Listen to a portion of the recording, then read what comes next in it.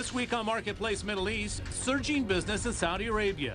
As the country's stock market lays out plans to open up to foreign investors, we head to the capital to take a look at what the kingdom's economy has to offer. Plus, how are you? This is here again.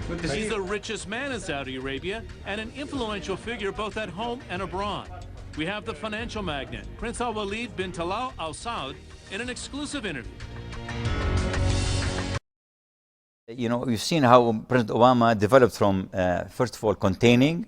رأيت كيف تطور الرئيس أوباما من مرحلة الاحتواء إلى الإضعاف، والآن وصل إلى مرحلة الدحض والإبادة. أعتقد أنه من سوء الحظ حدوث كل عملية قتل، وآمل أن المجتمع الدولي سيكون أكثر توحدا في القضاء على هذا المرض الذي يصيب منطقة الشرق الأوسط بكاملها، وسيكون معديا حتما لدول أخرى في العالم. أجرت السعودية تدريبات في وقت سابق هذا العام ل130 ألف جندي. هل من العدل القول إنهم يريدون ردا قويا من المملكة هنا؟ وهل ستضع المملكة جنودا على الأرض برأيك؟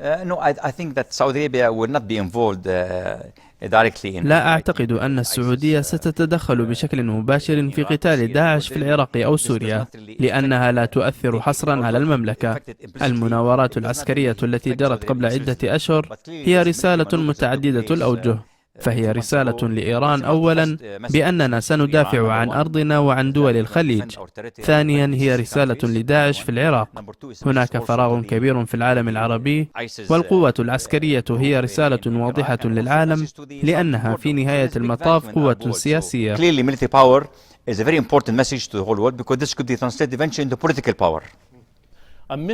انعدام الثقة مع واشنطن والرئيس أوباما، هل جاء هذا بعد الربيع العربي وما تبين لاحقا في سوريا ومصر وحتى ليبيا؟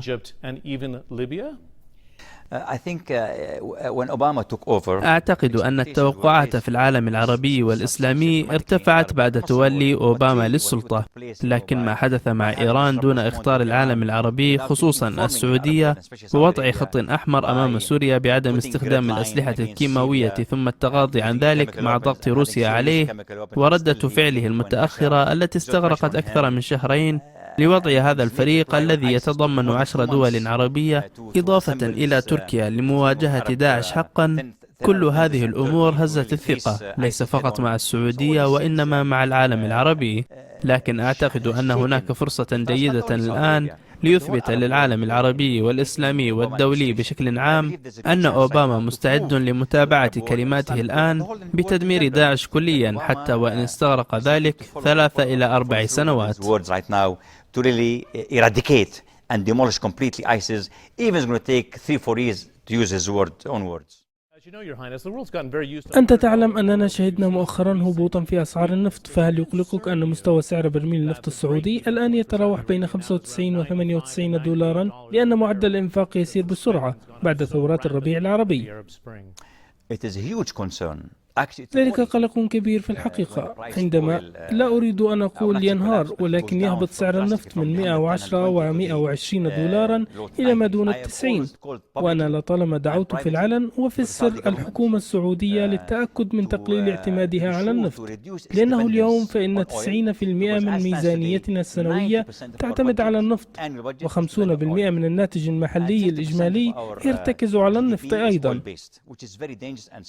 فالأمر خطير جدا ومخيف، وذلك ليس صحيحا، وعلينا التنويع بشكل سريع، وأمل أن يكون ذلك مجرد تحذير للحكومة ولوزارة المالية ووزارة النفط وكذلك الاقتصاد من أجل تشكيل والبدء باقتراح للملك بشأن سلسلة بدائل للمملكة العربية السعودية لتقليل الاعتماد على النفط.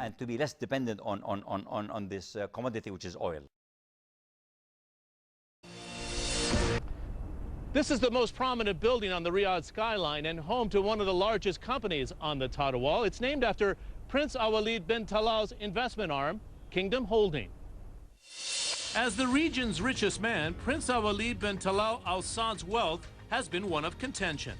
Ranked 30th on the Forbes list of the wealthiest people at over $20 billion, he's estimated by Bloomberg to be worth over $30 billion.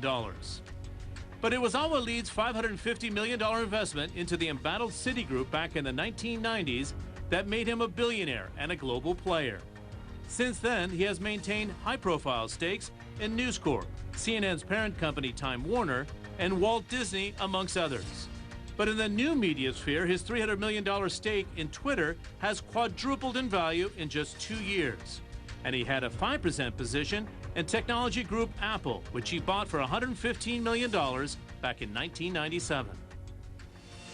In my interview with Prince Al-Walid, I started by asking him if Tim Cook's strategy at Apple to bundle all the products is the correct one. Well, clearly, I think this was a very big experiment and exam for the post-era of Chief Jobs. You know, when a company reaches a $400 billion market cap, it is very difficult to sustain and maintain the same growth like if you are a $20 or $30 billion company. So we have to see.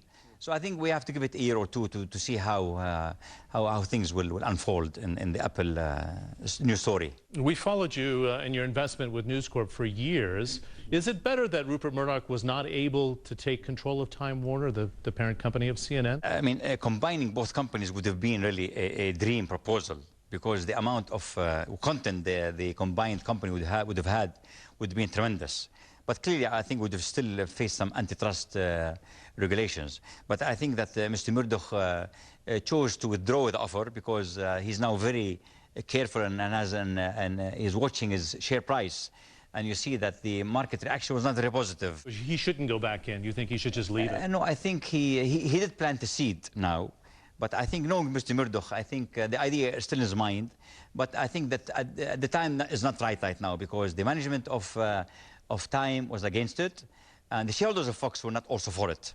It's interesting to me that billionaires usually like to downplay their wealth, but I know you're very upset at the Forbes valuation of around $20 billion in 2013 and 2014. They have you ranked at 30, and you filed a lawsuit. What are you hoping to accomplish? This thing's been going on for a decade, so it's not a secret. They've been undervaluing my wealth since 10 years, but really I didn't give attention to that at all. But when they came and they hit the integrity of Saudi Arabia and Kingdom Holding and myself, that's when I didn't accept that, and that's why we filed a lawsuit in the UK, and the UK courts have accepted the lawsuit, and now this is taking its full course in the UK. As you know, Your Highness, the world's gotten very used to $100 oil, but we've seen some recent weakness. Does it concern you that the break-even point for Saudi Arabia now is around $95 to $98 a barrel, because the spending's gone up so rapidly after the Arab Spring? It is a huge concern. Actually, it's a worry. When the price of oil, I will not say collapse, but it goes down drastically from the 110 and 20 to the low 90s. I have always called publicly and privately for the Saudi government to be sure to reduce its dependence on oil, because as stands today, 90% of our budget, annual budget, is dependent on oil. And 50% of our GDP is oil-based, which is very dangerous and scary. It's not correct. We have to diversify very fast. And hopefully there's an early warning for the government, Ministry of Finance, Ministry of Oil, Ministry of Economy, to really get the shape in order and begin proposing to the king some serious alternatives for Saudi Arabia and to be less dependent on this commodity, which is oil. Of course, the kingdom's oil wealth has sparked investment, but the regional terrorist threat could halt growth. In part 2 of our interview with Prince Al-Walid, I ask him what should be the right response to ISIS.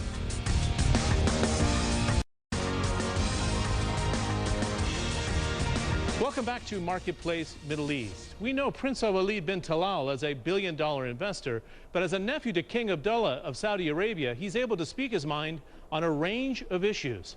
In our exclusive interview here in Riyadh, I asked Prince Al-Walid whether ISIS should be contained or eliminated.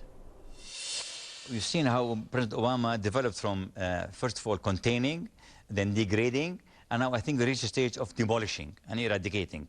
I think that with each killing that takes place, unfortunately, every time, hopefully the world community will be more united in really eradicating this disease that's really infecting the whole Middle Eastern region, that and inevitably will be contagious to other countries in the world. Saudi Arabia held exercises earlier this year with 130,000 troops. Is it a fair assessment to say they want a very strong response by the kingdom here? And would Saudi Arabia put troops on the ground, do you think? No, I think that Saudi Arabia would not be involved directly in fighting the ISIS in Iraq or Syria, because really this does not really affect, although it affected implicitly, it does not really affect Saudi Arabia explicitly. But clearly this military maneuvers that took place a few months ago, it's a multifaceted message. It's a message to Iran, number one, is that we're going to defend our territory and defend the GCC countries, number one. Number two, it's a message also to the ISIS group in Iraq, and also a message to the southern border. So there's a big vacuum in the Arab world. So clearly military power is a very important message to the whole world, because this could be translated eventually into political power. A mistrust with Washington and a mistrust with President Obama. Do they not trust him after the Arab Spring and what's transpired in Syria, Egypt, and even Libya? I think when Obama took over, expectations were raised substantially, dramatically in the Arab world, the Muslim world. But clearly what took place, by having this rapprochement with Iran without really informing the Arab world, and especially Saudi Arabia, by putting a red line against Syria, using chemical weapons, and having Syria use chemical weapons, and still he blinked when Russia exerted pressure on him.